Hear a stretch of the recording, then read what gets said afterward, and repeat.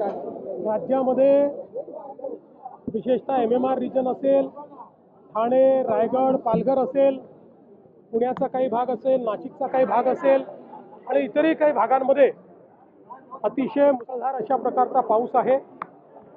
कालपासनं आपण वेगवेगळे अलर्ट दिलेले आहेत। विशेषतः या भागामध्ये 6 तारखेपर्यंत सातत्याने अतिशय मुसळधार पाऊस असेल, वादळं देखील येतील, ॲव्हरेजच्या पेक्षा कितीतरी जास्त पाऊस होईल अशा प्रकारची जी काही अलर्ट्स आहेत ती अलर्ट्स आपण देतो। त्या भागातल्या नागरिकांना देखील आपण सातत्याने दर 3 तासांनी SMS देखील पाठवतो। वेगवेगळ्या प्रकारचे अलर्ट्स देखील आपण देतो आहोत। आज अनेक ठिकाणी शाळांना आपण सुट्टी दिली आहे। लोकांना आपण विनंती केलेली आहे की प्रवास टाळता आला तर तो टाळला पाहिजे, जेणेकरून आता ज्या प्रकारे पाऊस आणि ज्या प्रकारचं वादळ आहे त्याच्यामुळे काही अपघात त्या ठिकाणी होऊ नयेत या दृष्टीने त्याचा देखील अलर्ट आपण दिलेला आहे। NDRF, SDRF आणि आपत्ती व्यवस्थापन कक्ष प्रत्येक गोष्टीवर नजर ठेवून आहे। ज्या ज्या ठिकाणी अडचणी तयार होत आहेत त्या ठिकाणी अडचणी दूर करण्याचा प्रयत्न चाललेला आहे। फक्त माझी विनंती आहे, यावेळी आपण नीट अलर्ट सगळ्यांना देतो, लोकांनी ते अलर्ट्स फॉलो करावीत आणि शक्यतोवर त्या अलर्ट्स प्रमाणेच आपण त्या ठिकाणी बाहेर पडावं अशा प्रकारची माझी विनंती आहे। खड्डे मोठ्या प्रमाणात पडले आणि त्यावर आता खूप सोशल मीडियावर असं आहे, कनेक्टिंग लिंकवर जिथे कनेक्टर आहे तिथे 2 त्या ठिकाणी खड्डे आहेत, पण पूर्ण कनेक्टिंग लिंकवर खड्डे पडले आहेत वगैरे हे योग्य नाही आहे।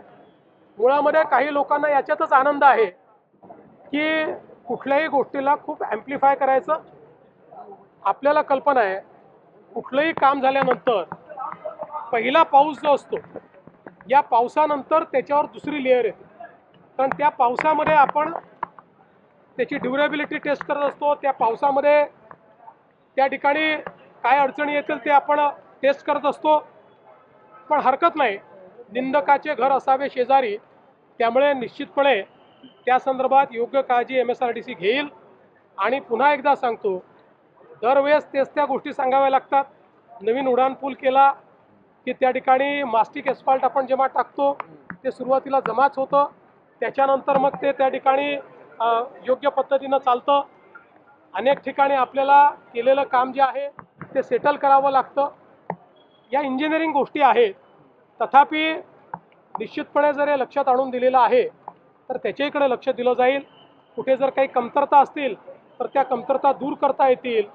पण देशातला सर्वात उंच पूल, देशातले सर्वात रुंद बोगदे, देशामध्ये डॅमच्या खाली बोगदा हे पहिल्यांदा आपण करून दाखवलेलं आहे।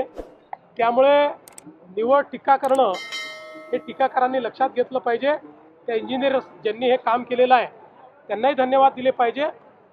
तथापि जे काही या ठिकाणी सोशल मीडियावर त्यांनी मांडलेलं आहे, काय रेक्टिफाय करायचं असेल तर रेक्टिफाय केलं जाईल।